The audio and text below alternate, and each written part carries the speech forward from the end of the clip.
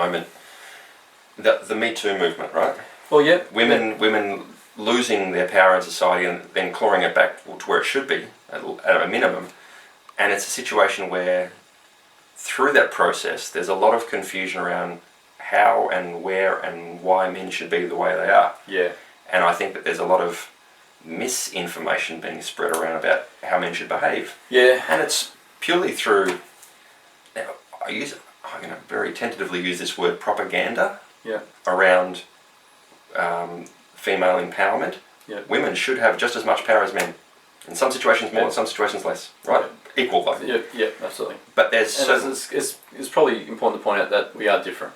Absolutely. So that's right. Equal doesn't mean the same. No, exactly right. And when I use this word propaganda, I use it tentatively because I don't want people to take it the wrong way. Yeah. But people will take this concept, twist it, or exaggerate it in a way, and then that will confuse the next lot of people that come through, and the next lot of people, and the next lot of people. So women have been treated poorly, absolutely. Yeah. 100% that's true. A lot of women have. But at the same time, not all men are doing that. But without tarring everyone with the same brush, we have to be very careful about the messages we put out into the world. So I think this concept of the civilized savage is not about let's treat women better, it's actually let's be better men for everybody. For men and for women.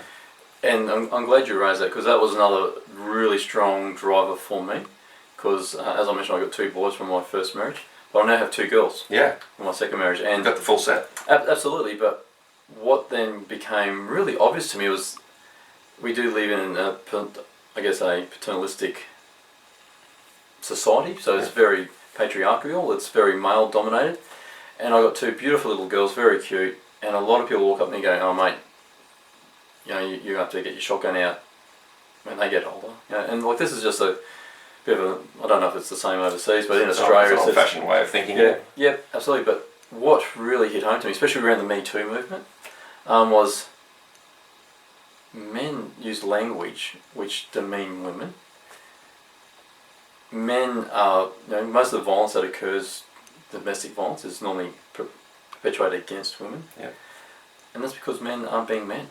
Men are knowing their true self, and part of that is because, I think women also have a part to play in this, and I say that tentatively because I know there's going to be a lot of women say, look, men, are the ones perpetrating it. That's right, yeah.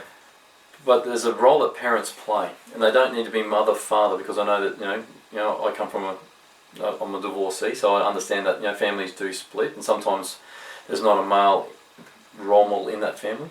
But it's also just as important for the female to model certain behaviour. Yeah. So I grew up in a family and I saw my mother accept behaviour from my father that she should not have. Right. Ever. Now a woman can teach that to their daughters, and a woman can teach that to their sons, importantly. So when boys grow up, they need a strong male role model, but they also need a strong female role model to say, son, do not treat your future wife ever like that. Do not treat your sister like that. Yep. Do not treat the girl next door like that, because men do not do that. Mm. So that is the role that a woman can play. And for me now, as a father of 2 little girls, I say to people that tell me that, hey, have you got your shotgun ready? I say, well actually no. My role is to be the man that they need to see, so they model. To find the man that will be good for them. So, but also letting my girls know that I trust them to make the right decision, but also model the right behaviour, so when they go to choose a husband or a partner, they go, that's the person I want. Right. As opposed to picking someone, which they would normally do, like if their father was beating their mother, they'd probably pick someone that beats them, which is the wrong space for them to be in. So, so as a man, I'm there going, so how can I get that message out to other men? Because quite often I keep getting the same message. Oh, have you got your shotgun ready, mate? Yeah, and that statement gives the young girl permission to not worry about herself, because I'll have a protector. Absolutely. And they will go out and go, oh, well, Dad will protect me. Yeah. And that's not becoming a woman either. It's not, absolutely. And so in a lot of the coaching I do, I use archetypal energy. So how to step into the king energy, how to be the warrior, how to be the magician, and also how to be the lover. Like they're the 4 main archetypes that are quite commonly used across the man movement, in manhood space. There's obviously a lot of other archetypes that men tap into, but just allowing men to know how to knowing where, how and when to tap into those energies to become a better man. You're right. There's a lot of depth and width to play with in this space, isn't there? There is, yeah. There absolutely is. You know, it's endless, really. Yeah, and what I guess what I hope happens through these conversations, and the plan is that we'll have a few of these. Is that I'll get a better understanding of the concept of the civilized savage, and that'll help you formulate your message. Yeah, absolutely. Through the discussion. Yeah, because if you haven't noticed, that message probably isn't completely clear yet. So it's something that I'm still working on. Yeah. I'm still putting the program together to help build that. So part of the program will be a podcast, which is just about adding value. So I want to interview people, and it won't just be men. I know this is about helping men be better men, but also helping women understand what they can do to support their men as well. But also I'll be bringing in potentially female experts in that particular area to help men be better men. Yeah, great. And I think that through these conversations too, it'll become obvious that you don't have all the answers. Absolutely not. You don't have all the solutions, and you're still figuring it out, which is what it is to be a real human, let alone a real man. Yeah, absolutely. And so that's important that we get that out to the world through this process as well, because nobody starts a business, let alone anything, but nobody starts a business with it all figured out and it just rolls on down the tracks like it's it's plain sailing. Yeah. So I think that absolutely. Yeah, I think this is a really valuable exercise. It's not meant to be an interview. It's meant to be a discussion where we kind of pull apart the story, and then people can see that actually that's how you start a business. Yeah. You explore concepts and ideas until you figure out where you need to be. Yeah, and I think and that's a really nice point that you raised, because I think there's, especially in the coaching space, I do see this a little bit.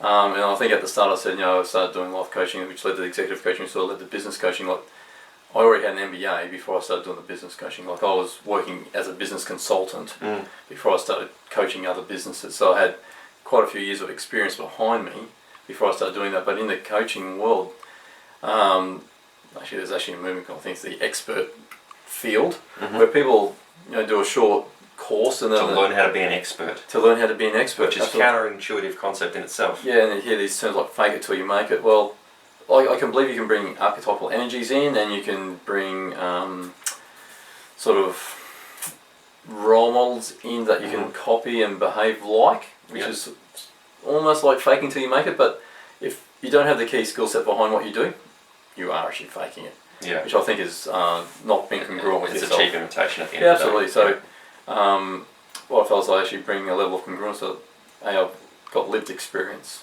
I've been a coach for well over a decade. I've done executive coaching, predominantly men. So I'd say probably 90% men throughout that space. And I've also worked with small businesses, large corporations, global firms in the space. So I think I bring a level of expertise to that. So it's not about starting a business that I know nothing about. It's something that I've got some runs on the board with. Yeah, and the civilized savage is a small niche within that kind of bigger framework that you are passionate about.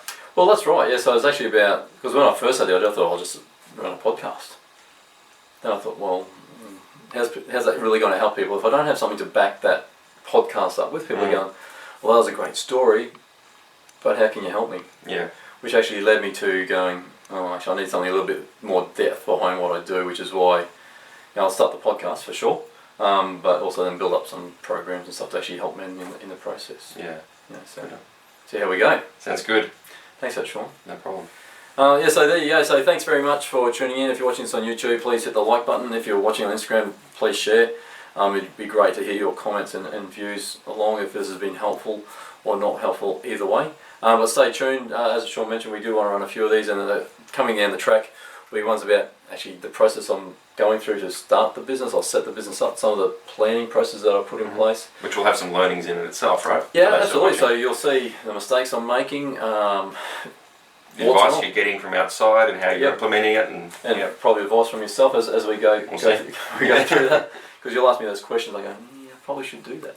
But you'll see it live as we go through. So thanks very much. I'm out.